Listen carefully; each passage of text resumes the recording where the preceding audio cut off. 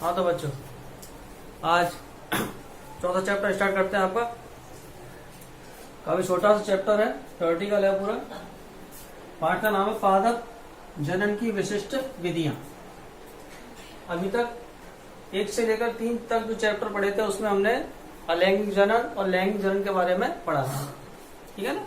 अब लैंगिक जनन की जो सामान्य प्रक्रिया थी उसमें हमने पढ़ा था कि नर जननांगों में नर युग्मक बनता है और मादा जननांगों में मादा युग्मक बनता है। दोनों युग्मक एक दूसरे के नजदीक आते हैं, जिसको हम परागण बोलते हैं, ठीक है ना। परागण के बाद निषेचन होता है और निषेचन होने के बाद में भ्रूण का निर्माण होता है। ये सामान्य प्रक्रिया थी। निषेचन युग्मनज बनता है, युग्मनज से भ्रूण का निर्माण होता है। लेकिन इस पूरी प्रक्रिया के अलावा यदि किसी अन्य प्रक्रिया के द्वारा भ्रूण का निर्माण हो जाए, ठीक है ना, ऐसा जनन की हम उन विधियों का अध्ययन करेंगे जिनमें हम लैंगिक जनन की जो सामान्य प्रक्रिया होती है वो घटित नहीं होती। तो ये जो विधियां हैं उनमें सबसे पहली विधि आती है असंग जनन। सबसे पहली विधि कौन सी है? असंग जनन, जिसको हमने पहले भी एक बार पढ़ लिया था। असंग जनन क्या है?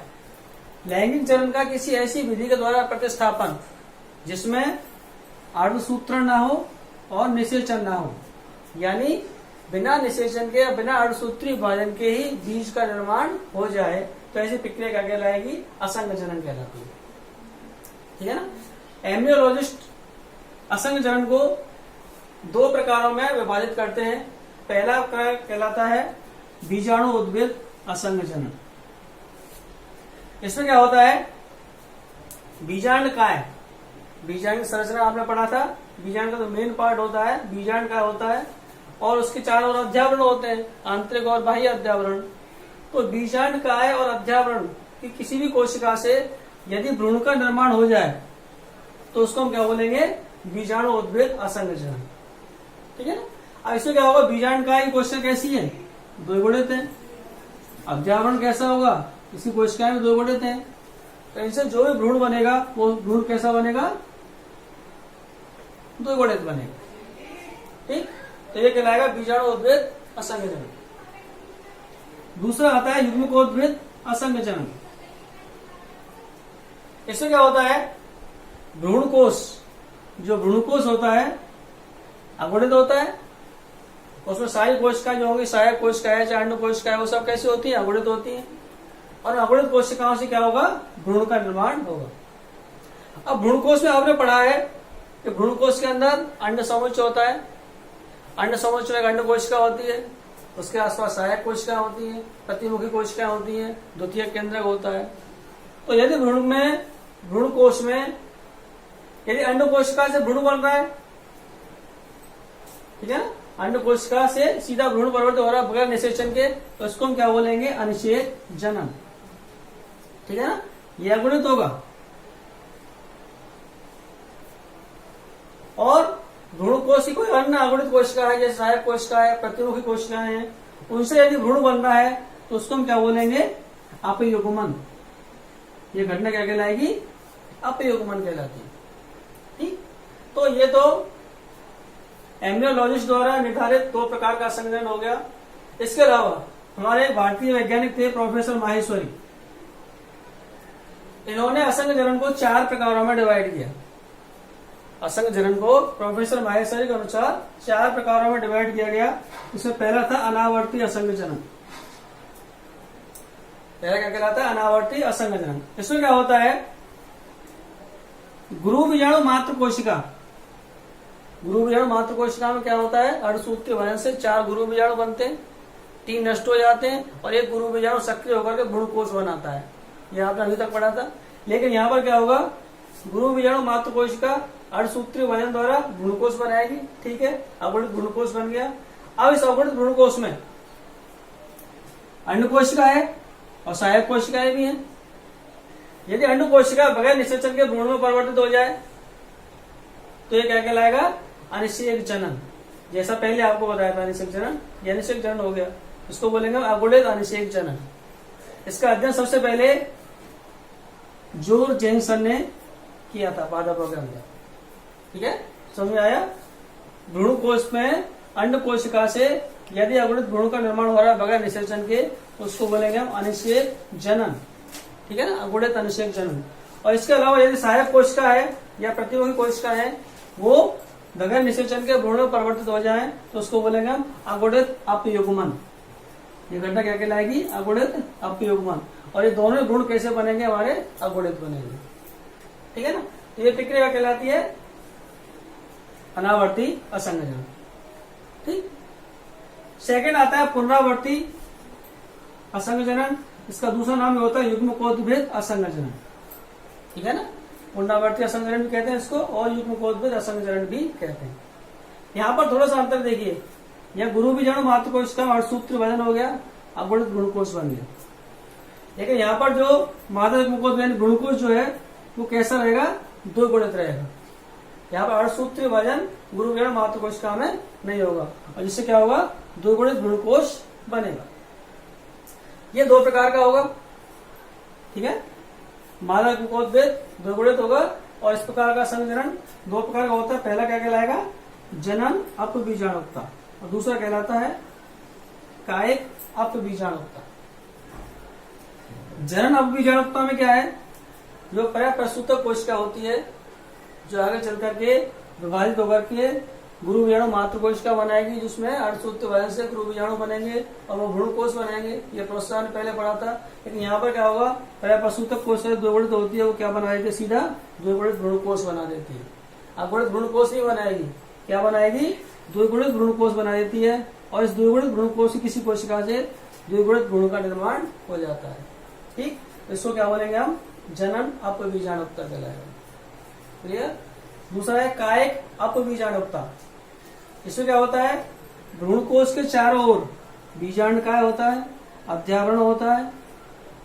ठीक है ना, इनकी किसी कोशिका से क्या बनेगा? द्विगुणित भ्रूणकोश बनेगा, और इस भ्रूणकोश की किसी कोशिका से द्विगुणित भ्रूण का निर्माण हो जाएगा। तो इसको बोलेंगे हम कायिक अपबीजाणुकता कहलाएगा। ठीक है ना, तो इस प्रकार से पुनरावर्ती या युग्मकोद्भेद असंघजन ये दो प्रकार का होता है, जनन और कायिक अपबीजाणुकता। ठीक है, तो दोबारा देखो पूरे स्टार्ट हो।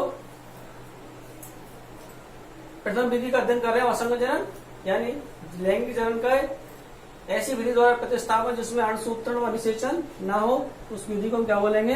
असंघजन कहेंगे। ठीक है ना, ये दो प्रकार का होता है, बीजाणु उद्भेद असंघजन और युग्मकोद्भेद असंघजन।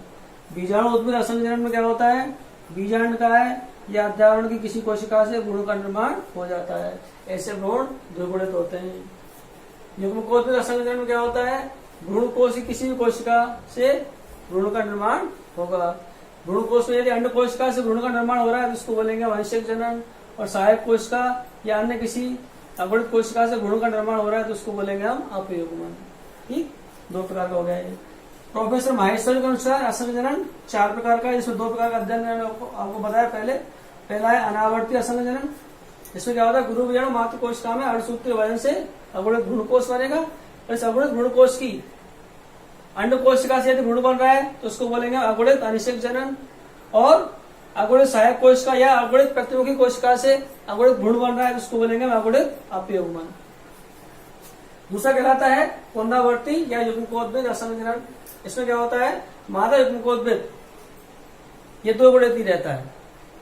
ठीक है ना, और इस मादा युग्मकोद्भेद से द्विगुणित भ्रूण का निर्माण होता है। ये 2 प्रकार का है। जनन अपबीजाणुकता, इसमें क्या होता है? जो प्रसूतक कोशिका होती है जो द्विगुणित है, ये सीधा क्या बनाएगी? द्विगुणित भ्रूणकोश बनाएगी, और इस भ्रूणकोश की किसी कोशिका से द्विगुणित भ्रूण का निर्माण हो जाता है।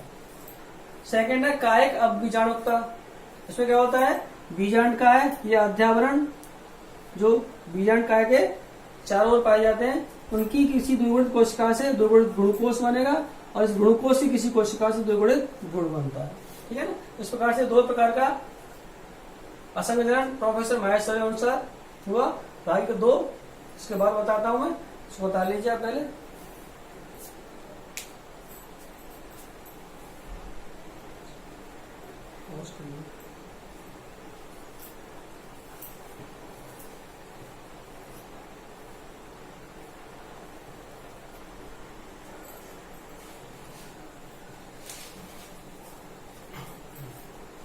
तो अब तीसरी विधि आती है अपस्थानिक भ्रूणता।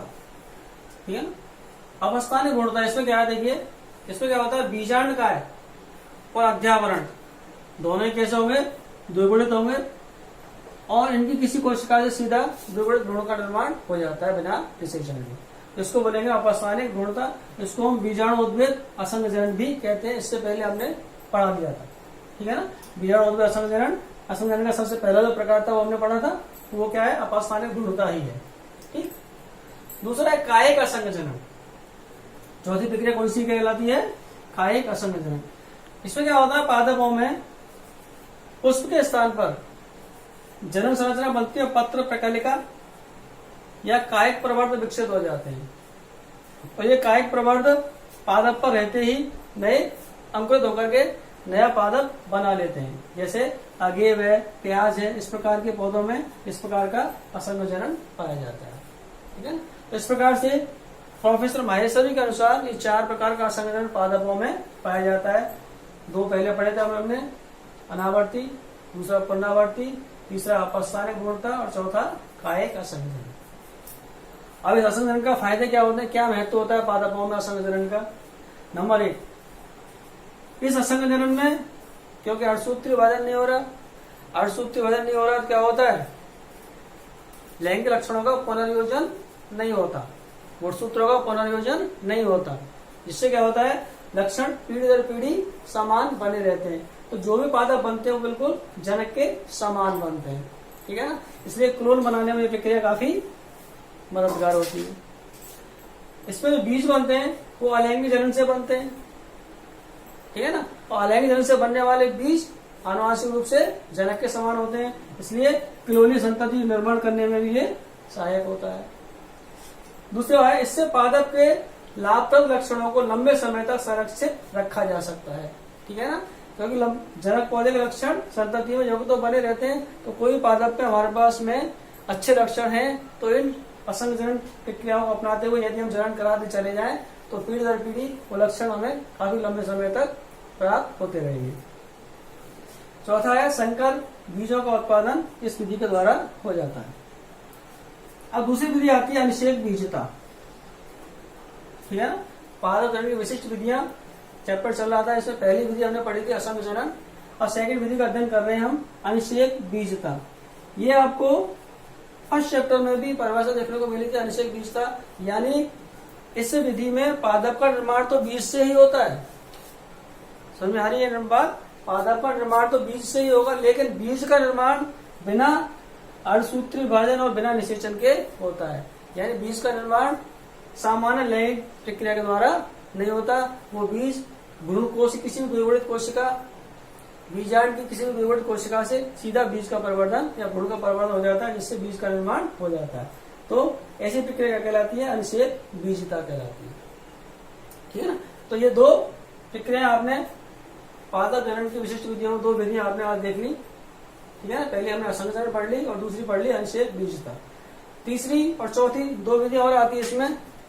तीसरी हम पढ़ेंगे सूक्ष्म प्रवर्धन और चौथी पढ़ेंगे बहुभ्रूणता।